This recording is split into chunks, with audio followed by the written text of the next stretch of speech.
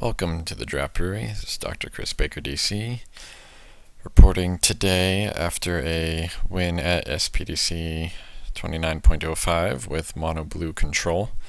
I'm going to give you the deck tech and a quick tournament analysis, going over all of our thoughts and plays throughout the tournament.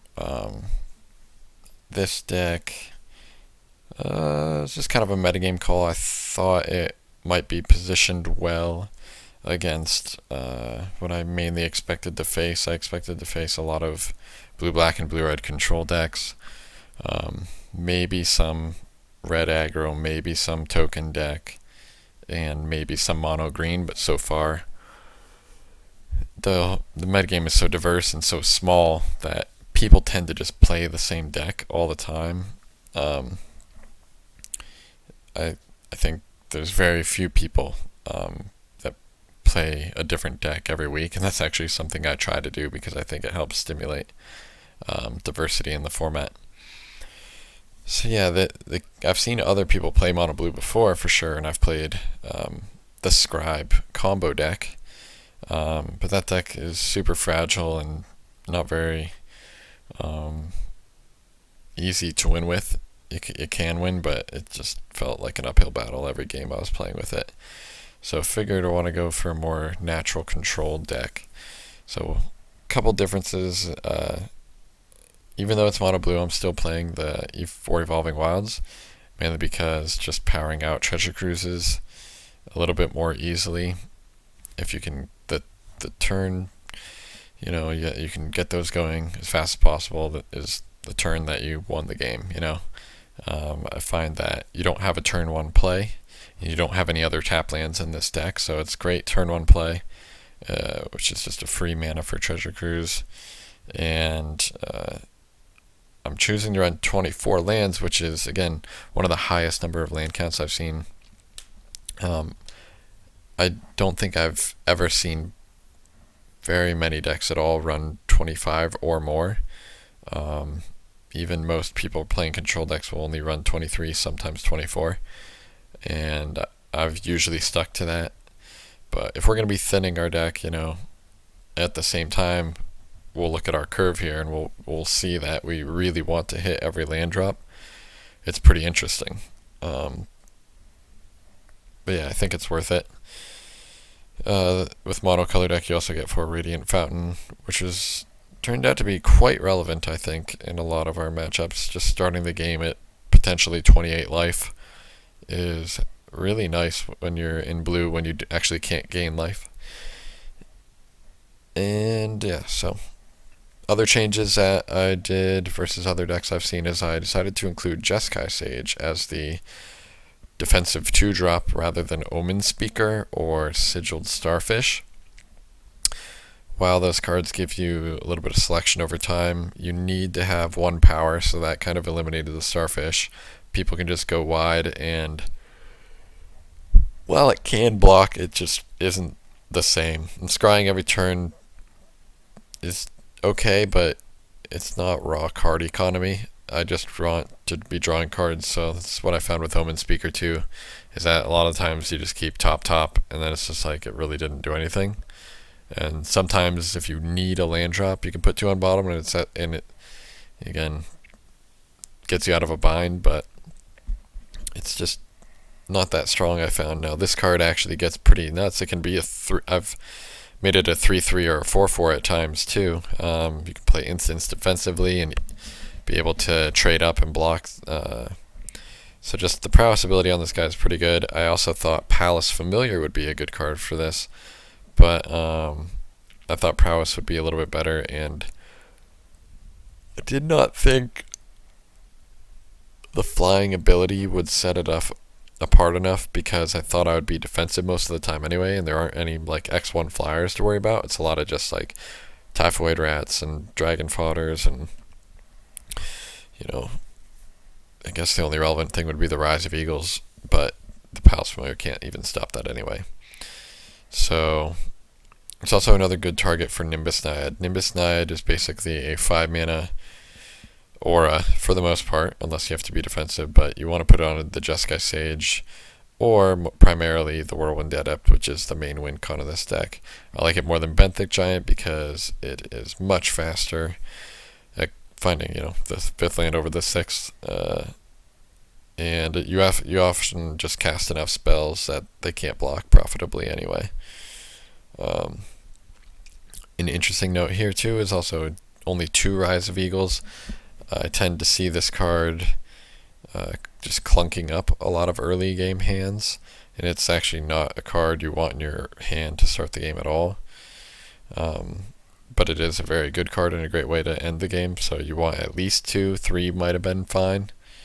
The Scry is great too. It's just got a kind of a deck that snowballs, but I just wanted to try a couple different cards and different styles out, because other than those types of cards that are our win cons, look at it, we're mainly playing draw go. My goal is to be able to hold 2 mana up and then leave open a mix of Nullify, Negate, Disdainful Stroke, and Anticipate, so that the opponent never knows what we're doing. And if you show them at least one of each in game 1, it's hard for them to know what to play around. Cancel also fits that category, and also Weave Fate. If I had to run this back, I think I got a little fancy thinking about how the games would play out, but I do think Divination is still better than Weave Fate. I primarily was building this deck to be draw go and thought, they'll be scared to play into my counters, and then I'll just draw 2 end of turn and I'll always be able to leave open my counters. It turns out, like, people just jam, and it's just a different format. People just run their stuff out. They'll just run their worst threats out first, the ones that they don't mind getting countered a lot of the time. So I cast Weave Fate a lot on my own turn, and it probably would have been better as Divination just to save mana and just again get the Treasure Cruise snowball rolling. Griptide is also really good right now. If I run into that green deck, I really want Griptide. I think it just slows them down a lot.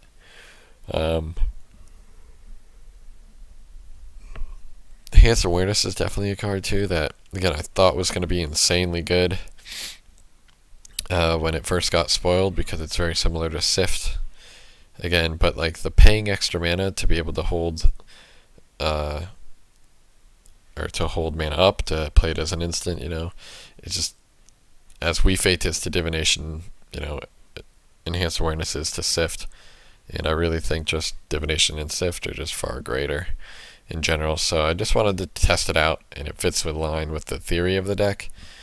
But yeah, that would be the one change for the main deck that I would do. But other than that, my spells were a very good mix, and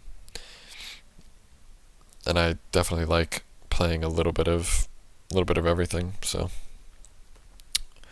looking at the sideboard here, our main deck is particularly suited to play against control decks, but we have some weaknesses to shore up against aggro decks for sure. So something like mono red, we bring in 4 Coral Barrier and 3 Sidisi's Faithfuls.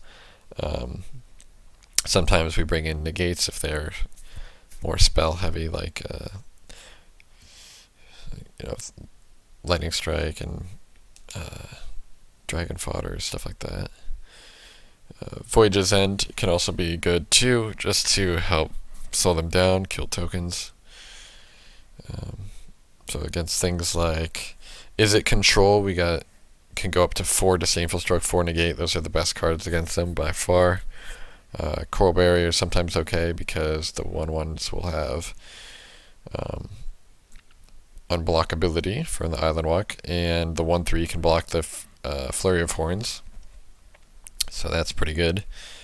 I also boarded in Sidisi's Faithful against the Blue Red Control deck because they were playing in Crust, and so being able to get value by getting rid of a token and creating a good blocker and sacking an encrusted guy is pretty good. And then the aqueous form is there for decks that are able to deal with, our ground pretty well. Either a lot of death touch creatures or uh, just like a lot of counter spells, and it's hard to like punch through. So this card can be basically just like a 1 mana Nimbus Naiad a lot of the times, but even sometimes the Rise of Eagle decks can just make a lot of flyers and make it hard for the War 1 Adept with a Nimbus Naiad to even get through. So you do want one of this, but this card like really does nothing so much of the time that you don't want one main, and it's not even that great in the sideboard, but I figured I'd try it out. So yeah, so that's the sideboard. It really doesn't have the best game one against aggro decks. I tried to predict it against the control decks, and then our counterspell suite is just real good afterwards. Alright, so that's pretty much the deck. If you have any questions about it, feel free to fire away in the comments or something, but I think you just change the Refates to Divinations and, get rid of the Enhanced Awareness. You can probably play another Rise of Eagles, something like that. Whisk Away is another card that I'm not playing. Again, you're playing blue, like where timing is your benefit, and like the end of the turn is where you own them, or even Griptide main phase just crushes them too if they're tapped out because they don't get the draw and stuff like that. So like having to wait until they attack, and if they know that you have a Whisk Away, sometimes it just lets them untap. It lets them just control, their protection spells and do what they want to do. So like it's maybe okay to play one just to make people think about it and scare people.